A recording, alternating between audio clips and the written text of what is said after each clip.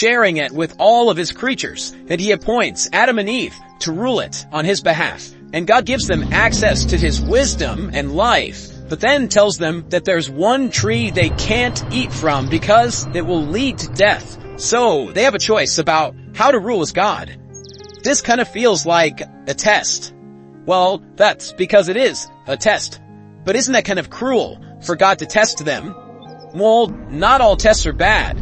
Let's say there's a king who chooses you to fulfill a royal task because he wants to know if you are trustworthy. Well, I guess that's a test, but really it's an opportunity to do something important and noble. Right. But then let's say there's a rebel who hates the king and you, and he tries to convince you that you would be better off not doing what the king asks. Well, the rebel is setting a trap.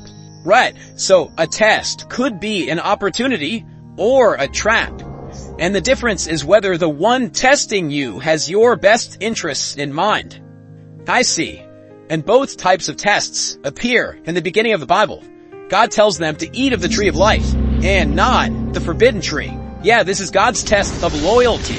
God wants to rule the world with humans as his partners, which means they will need to trust his wisdom over their own. But then a rebel comes and tests them to eat of that other tree. Right, the rebel seizes this opportunity and twists it so he can lead the humans into exile and ultimately death. He turns the test into a trap. But after the humans fail, God promises that one day a human will come who will pass the test and defeat the snake.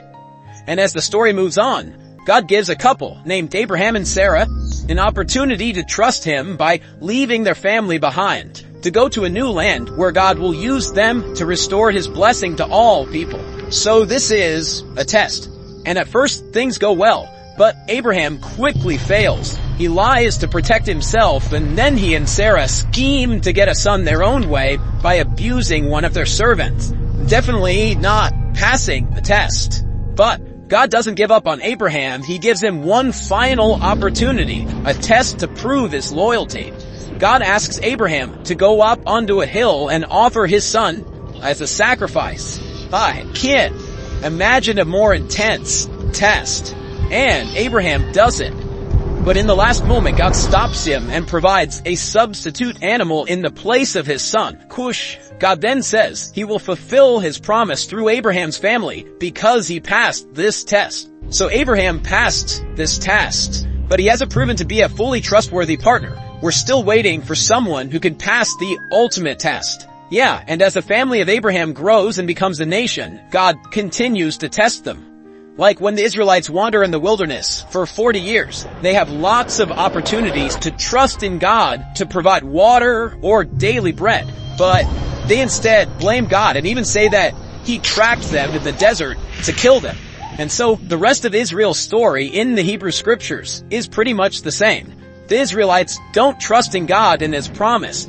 They're not loyal, and eventually the whole nation fails. So humans have an amazing opportunity to partner with God, but no one is really qualified. And so all of this brings us forward to Jesus. There's a story where Jesus goes into the wilderness for 40 days and 40 nights without food or water.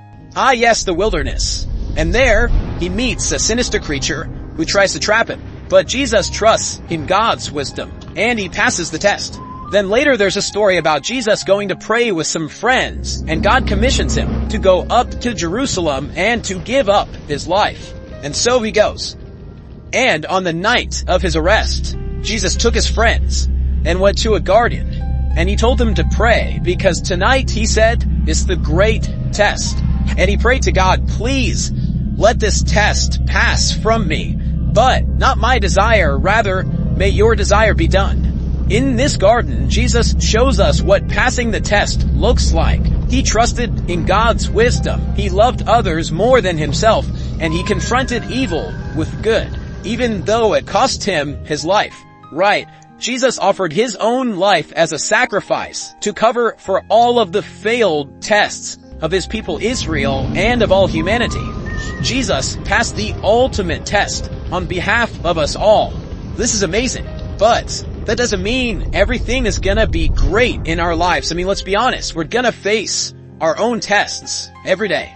Right, Jesus said every generation of his followers would have their own tests that will force them to trust God in radical new ways. And these tests can be difficult and often painful. But remember, a test from a good God is an opportunity. This is why James, a leader in the early Jesus movement, said that we should be grateful when we face tests and trials because they offer us a gift.